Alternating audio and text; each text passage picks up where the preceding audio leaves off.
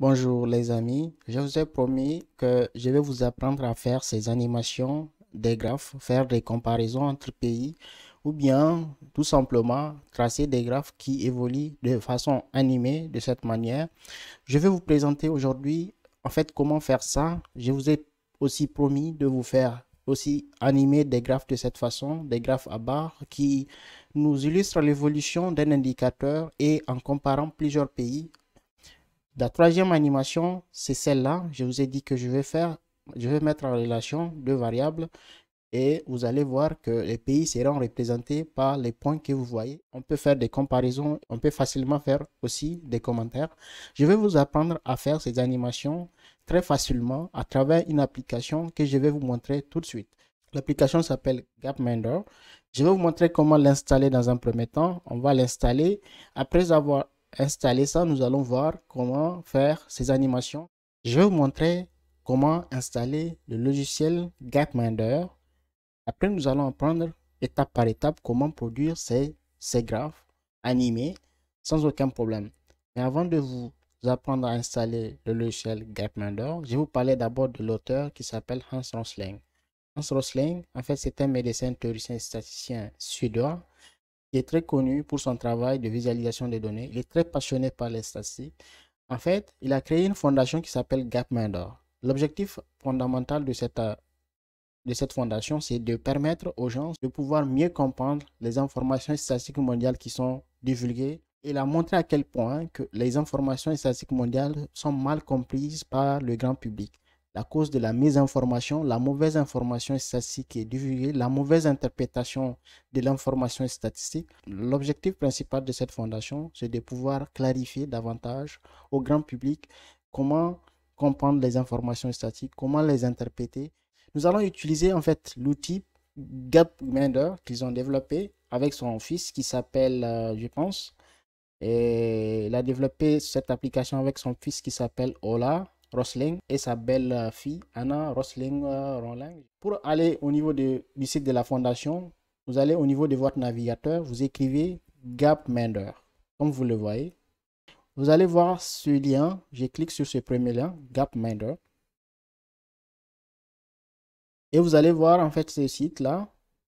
Ça c'est le site de la fondation. Vous cliquez sur ressources. Au niveau des ressources, vous allez descendre. Vous allez voir download. Je clique sur Gapminder Tools Offline. OK. Lorsque vous cliquez sur Gapminder Tools Offline, vous allez voir en bas ici Download for Windows.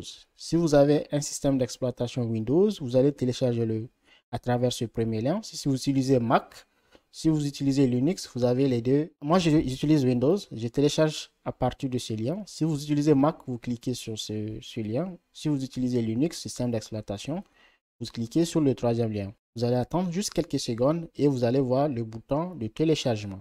D'accord? Moi, j'ai déjà en fait téléchargé, vous voyez le lien ici, j'ai déjà téléchargé. Sinon, vous allez télécharger en fait à partir de ce lien. Une fois que vous téléchargez, je vais vous montrer maintenant comment installer Gapminder. Je vais revenir au niveau de mon lien. Voilà, moi, le lien que j'ai téléchargé. Je clique sur le lien. Bon, vous allez aussi faire la même chose. Maintenant, j'ai la fenêtre d'installation. Je clique exécuter. L'installation va commencer. Comme vous le voyez. En cours d'installation. Veuillez patienter, s'il vous plaît. Vous allez juste être patient pour quelques secondes. Ça va être très rapide, ça ne prend pas du temps. Enfin, mon Gapminder offline vient de s'installer, vous voyez. Et automatiquement, vous voyez, l'application s'est ouvert. D'accord. On me dit que New Dataset is available. Update now. Si vous voyez cette fenêtre-là, si vous voyez ça, vous allez faire une mise à jour. En fait, on vous dit que c'est une base de données qui vient d'être disponible. Il faut faire une mise à jour. Bon, je vais le faire rapidement. Updating. Je vais vous montrer d'abord, dans un premier temps, quelques animations qui existent par défaut au niveau de Gapminder. Vous avez ici 4 ou 5. Ici, on a 5 animations qu'on peut faire avec Gapminder. L'animation, ici à travers les courbes qui évoluent dans le temps concernant un indicateur quelconque. On peut comparer des pays à partir d'un indicateur à l'aide de ces courbes-là. On peut aussi réaliser bubbles, on peut avoir ce type-là d'animation, ou bien des animations en forme de barre. On a les deux autres animations, Maps et l'autre dont je vais vous parler peut-être dans d'autres séances futures, parce que je veux que les gens se familiarisent avec cet outil très intéressant. Ces animations, je vais dans d'autres séances futures, dans notre série sur le langage R, on va rencontrer un jour, bien sûr, c'est promu, on va faire ces animations à travers le langage R. Pour les gens qui sont passionnés par le langage R, nous allons apprendre à faire ces mêmes animations à travers le langage R. Ça va venir dans le futur. Mais pour les gens qui ne s'y connaissent pas, par exemple pour faire des codes, et cette application est juste formidable et nous allons l'explorer ensemble. Ce n'est pas la seule séance, je vais vous faire d'autres séances pour encore apprendre plus sur cette application. Dans un premier temps, je vais vous montrer un exemple de cette animation. Je clique sur cette animation Lines. Automatiquement, on va vous produire une animation. En fait, ça concerne ici le PIB par tête. OK. Concernant combien de pays? 4 pays, à savoir les États-Unis, la Russie, la Chine et le Nigeria. C'est une comparaison entre ces pays concernant le PIB par tête. Et cette comparaison, on peut le faire depuis 1800 jusqu'à 2020. On clique sur ce bouton et vous allez voir l'animation commence. On peut facilement faire des comparaisons. On voit que le PIB par tête de la Chine, vous voyez, jusqu'à présent est en dessous. Concernant le Nigeria, vous voyez le Nigeria, le PIB par tête du Nigeria est en dessous du PIB par tête de la Russie et des États-Unis.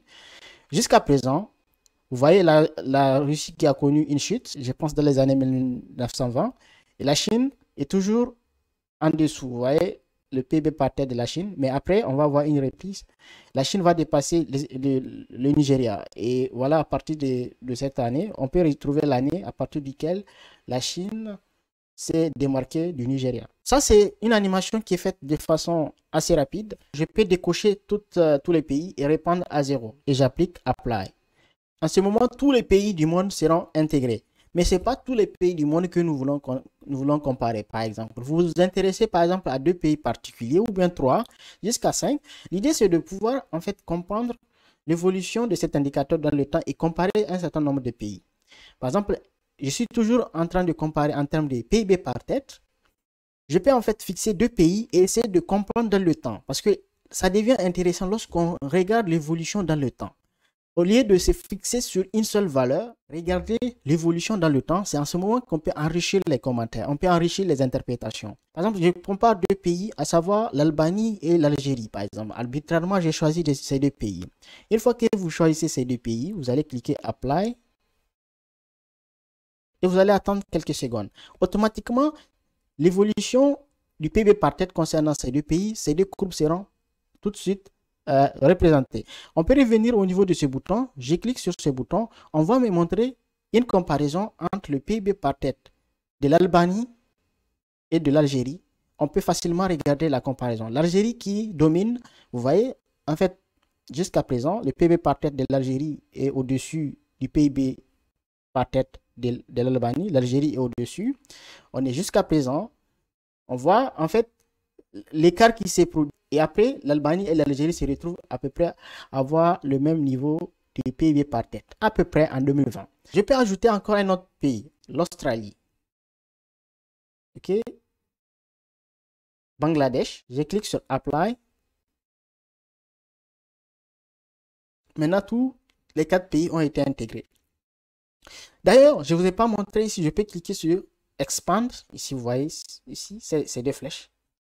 Si vous cliquez sur Expand, ça va permettre de pouvoir agrandir. Si vous faites une présentation devant un public et que vous voulez montrer ces animations, vous allez cliquer sur Expand pour que le public puisse voir beaucoup clairement les animations. Vous allez cliquer sur le bouton là, Play, et là, vous allez voir, vous voyez l'évolution de l'Australie qui se distingue, qui s'écarte carrément des autres pays. Et après, on va voir quelques chutes. Bangladesh qui peine à se relever. L'Australie était toujours au-dessus. Rapidement, vous pouvez faire des interprétations.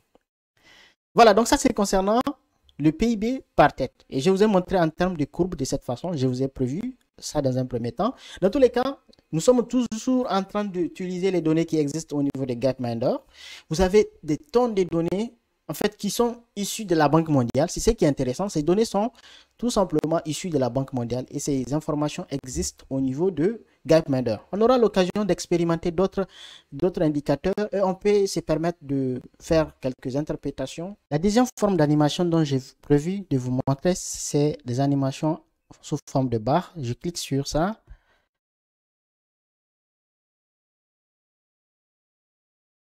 Automatiquement, on va vous donner un exemple ou bien un cas concret où on est en train de comparer la population de la Chine, de l'Inde, des États-Unis, en fait tous les pays du monde en fait. Si vous déroulez ici cette barre, vous allez voir que c'est tous les pays du monde qui sont à l'intérieur de ces graphes. C'est ce qui est vraiment formidable. Je reviens en haut et je peux en fait jouer l'animation en cliquant sur ce bouton-là. Et vous allez voir, l'animation commence. Ce qui est intéressant, vous voyez le classement. Ce classement, ça va changer dans le temps. Mais jusqu'à présent, vous voyez, la Chine est placée toujours premier en termes de population. Après vient l'Inde, après la Russie. Jusqu'à présent, on est 1850 et quelques. Et on évolue dans le temps et vous allez voir que ce classement va changer. En fait, ce qui est intéressant aussi, on peut changer la vitesse, bien sûr, parce que l'animation, on peut rendre ça encore plus rapide. Et je vais vous montrer ces options au fur et à mesure. Pour l'instant, je vais vous montrer juste ces animations, comment les faire. Et on peut, dans les séances futures, on va voir comment pouvoir améliorer. C'est-à-dire, si vous voulez que l'animation joue de façon assez rapide, on va le faire.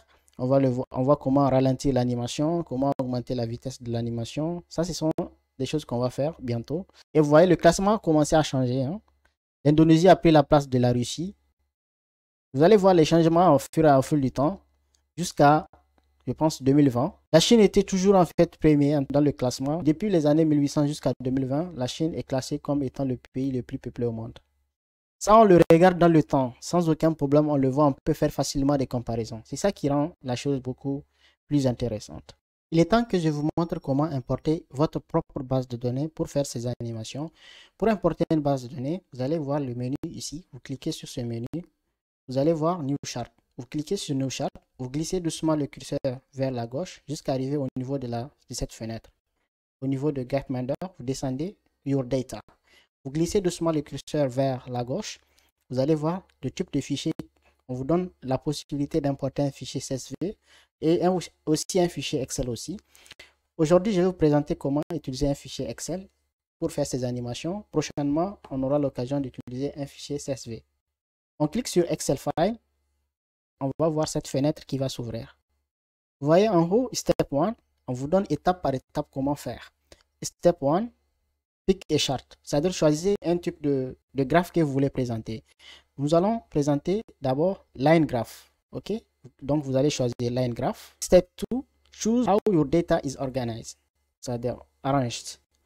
On veut voir en fait, il faut spécifier comment votre base de données est structurée. La première structure de données, c'est times goes down. Je vais vous montrer à travers l'exemple ici. Si exemple, vous voyez la base de données. En fait, vous allez chaque variable, chaque colonne est représentée par une variable. Vous avez years et vous avez region, population, child mortality. Dans tous les cas, je vais vous présenter cette option dans une autre séance. On va utiliser la deuxième méthode, times goes right. Je vous montre l'exemple à quoi ça ressemble. Première colonne ici, ça constitue les pays ici, l'indicateur considéré, indicator. Et là, vous avez au niveau de, une fois que vous avez spécifié les deux variables, ou bien si vous avez plusieurs variables, lorsque vous spécifiez les variables ici, vous allez en fait continuer en donnant ici les années. D'accord? La colonne qui suit va être la première année, la deuxième année, la troisième année, ainsi de suite. Donc, cette première ligne. Donc, vous avez d'abord les noms des variables par colonne dans un premier temps. Et après, vous allez spécifier au niveau des autres colonnes qui suivent les années. C'est-à-dire la première année, la deuxième année, ainsi de suite. Et qu'est-ce qui va se passer? On va prendre maintenant, comme on est au niveau de la colonne pays, on donne le nom du pays, du premier pays. OK? Et vous allez donner le nom de la variable. Parce que là, j'ai dit indicator, c'est-à-dire l'indicateur. Il faut donner en fait le nom complet de la variable. Si c'est par exemple le PIB, on va écrire PIB. Et vous allez donner le même nom des variables. Vous allez voir, je vais vous montrer tout à l'heure un exemple concret. Vous avez la première valeur ici. Ici, c'est CO2 emission. Ça, c'est la variable considérée. Pour les cas des États-Unis, en 2005, c'est 19,61. Voilà, on a 2006, la valeur de 2007, la valeur de 2008 jusqu'à 2013. Et on prend un autre pays, on donne le nom ici du deuxième pays, on donne en fait le même nom de la variable. C'est parce qu'on est en train de choisir un indicateur, un seul indicateur, et on va comparer les pays sur la base de cet indicateur. Raison pour laquelle vous voyez ici, c'est le même nom qui apparaît. Les pays changent bien évidemment, et vous avez cette ligne, ce sont les années, et vous allez voir les valeurs changent aussi pour chaque pays dans le temps concernant l'indicateur considéré. Je vais vous montrer à travers un exemple concret la base de données qu'on va utiliser. Je vais le mettre en description de la vidéo ou en commentaire pour les gens qui veulent expérimenter avec cette base de données. Cette base de données, on a ici country name. Voilà, tout à l'heure, je vous ai parlé du pays considéré. C'est-à-dire que chaque pays, on va donner le nom du pays. Vous allez la colonne ici, country names. Et après, je parle de l'indicateur. Ici, moi, je l'ai appelé variable. OK. Vous allez donner en fait le même nom, comme étant donné, c'est le seul indicateur que j'utilise, c'est les exportations des biens et services, et je vais comparer ces pays en termes d'exportation des biens et services. Je prends le pays Bangladesh, Bulgarie, Bahreïn, Bahamas, Bosnie, et vous allez voir les années ici. Donc, on commence, une fois qu'on donne les différents noms ici concernant les pays, chaque ligne représente un pays. On voit les exportations des biens et services, et on va commencer à donner les valeurs pour les cas de Bangladesh de 2002 jusqu'à 2019. Alors, je vais importer cette base de données. Comme ça, on va utiliser ça pour pouvoir faire les animations. Rapidement, je viens au niveau des Gapminder et je continue parce que là, je suis au niveau de l'étape Time Goes Right. Il faut choisir cette deuxième option et vous êtes contraint de faire en sorte que vos données soient présentées de cette façon pour que l'animation soit possible. Je clique sur Si Exemple pour fermer, en fait, pour ne plus voir ce tableau. La troisième étape, Step 3, Pick a File. C'est-à-dire, allez maintenant chercher votre base de données que vous voulez utiliser. Et vous allez cliquer sur Choose Excel. Je clique sur Choose Excel File. Et là, je viens au niveau du dossier. Bon, un dossier par défaut. C'est à vous de chercher où se trouve le dossier contenant la base de données. Moi, ça se trouve dans ces dossiers qui s'appellent R Formation. Je vais donc cliquer sur la base de données que je vais importer. La base de données que je vais importer s'appelle Expo Biens et Services. Alors, donc, vous cliquez sur Expo Biens et Services. Comme c'est la variable la base de données que je vais importer. Après, vous allez cliquer sur Ouvrir. Automatiquement, vous allez voir la base de données sera importée. Il faut savoir que si vous avez plusieurs feuilles, ça c'est nouveau, vous allez voir quelle feuille vous voulez utiliser. Pour moi, par exemple, dans ma base de données, j'ai 3 feuilles. La première feuille, c'est Data. La deuxième feuille, Metadata. Metadata Indicator, Metadata Countries. Je vais en fait importer cette feuille-là, Data. Si vous venez au niveau de la feuille Excel, vous allez le voir. Je vais vous mettre en description ou en commentaire cette base de données pour que vous puissiez l'utiliser. J'ai 3 feuilles. Moi, je vais importer la feuille Data. Je reviens au niveau des Gapminder. Donc, je vais choisir la feuille Data. Une fois que vous faites ça, vous allez voir ici, à droite, une barre. Pour descendre, continuer. Vous allez glisser la barre en bas. Une fois que je fais tout ça, donc, je suis prêt à faire l'animation que j'ai choisi, qui est ici, Lines. Vous cliquez sur OK. Vous allez attendre quelques secondes. La couleur, je vais changer ça pour que vous puissiez distinguer les pays considérés. Vous allez voir ici Color. Je déroule l'option Color. Et en fait, qu'est-ce que je vais faire? Je vais cliquer sur Country Names Properties. Je clique sur ça. Vous allez glisser votre curseur pour arriver au niveau de cette fenêtre. Et dans cette fenêtre, vous avez Country Names. Parce qu'il y a une variable, si vous voulez regarder dans la base de données, j'ai une variable qui s'appelle Country Names. Je vais colorer ces courbes en fonction du nom de chaque pays. Je clique sur Country Name. Automatiquement, maintenant, les pays seront colorés. Vous avez des couleurs différentes. Voilà, on peut distinguer les pays. Je vais cliquer sur le bouton pour voir l'animation. L'animation est assez rapide. Je peux ralentir cette animation en cliquant sur Options. Vous allez voir quelque part Time. Vous cliquez sur Time, vous avez Play Speed. On peut diminuer la vitesse. Lorsque vous déplacez ce point-là vers la gauche, vous êtes en train de diminuer la vitesse. Si vous l'amenez vers la droite, vous êtes en train d'augmenter la vitesse de l'animation. Donc, je vais baisser vers la gauche. Je clique maintenant sur le bouton play. Vous voyez l'animation, ça s'est fait de façon moins rapide et on peut facilement faire des commentaires et c'est vraiment très cool. Je quitte l'animation, je vais vous montrer la troisième animation, c'est-à-dire comment utiliser les bases de données pour faire la deuxième forme d'animation qui est celle-là. Vous cliquez sur toujours le menu, vous allez importer encore une fois la base de données, donc dérouler, vous allez glisser vers cette fenêtre, vous allez Your Data, vous glissez le curseur, arrivez au niveau de Excel File, je clique et on me dit directement la base de données, elle est là. Donc, je n'ai pas besoin de me casser la tête. Tout ce que je vais faire, c'est de changer. Je vais choisir maintenant Ranking. À travers les barres, bien sûr, on va présenter l'animation. Vous allez maintenant dérouler. Vous avez toujours Data, donc il n'y a pas de souci. Times goes right. On garde toujours les mêmes choix. Je vais glisser la barre là pour venir en bas, pour voir le reste de cette fenêtre. À ce moment, je clique sur OK. Vous allez attendre quelques secondes et automatiquement les barres ont été ajoutées. On peut maintenant jouer l'animation. Mais avant de jouer l'animation, comme tout à l'heure, je vais changer la couleur pour que chaque pays soit représenté par une couleur particulière. Pour faire ça, vous allez cliquer sur Color, que vous voyez ici. Vous allez descendre, vous allez voir Country Names. Je clique sur Country Names. Je glisse le curseur vers la nouvelle fenêtre qui s'est ouverte. Je choisis Country Names. Je clique Country Names. En ce moment, vous allez voir, chaque pays sera représenté par une couleur différente. Je clique sur le bouton Jouer, Play. Vous allez voir l'animation. C'est assez rapide. Je peux diminuer la vitesse. Cliquez sur Option. Time Color. Vous allez cliquer sur Time. Cliquez sur Time.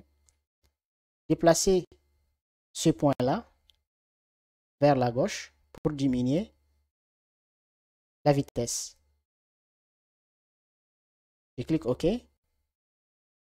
Je peux jouer l'animation. Vous allez voir l'animation, ça va se faire de façon assez intéressante de cette manière. On peut faire facilement des comparaisons. Vous voyez que le classement, ça change. Les exportations des biens et services concernant ces trois pays, vous voyez les classements, ça change. C'est assez intéressant, vous voyez, de regarder l'animation de cette manière. Je vous ai montré deux. Il reste dans le troisième. La séance prochaine, je vais vous montrer comment faire le troisième également. Voilà donc les amis, c'est tout pour cette séance. On se voit la séance prochaine. Et j'informe pour les gens qui sont en train de regarder la série sur le langage R que pour les nouveaux débutants, bien évidemment, la 7e séance sera aussi bientôt disponible concernant le langage R.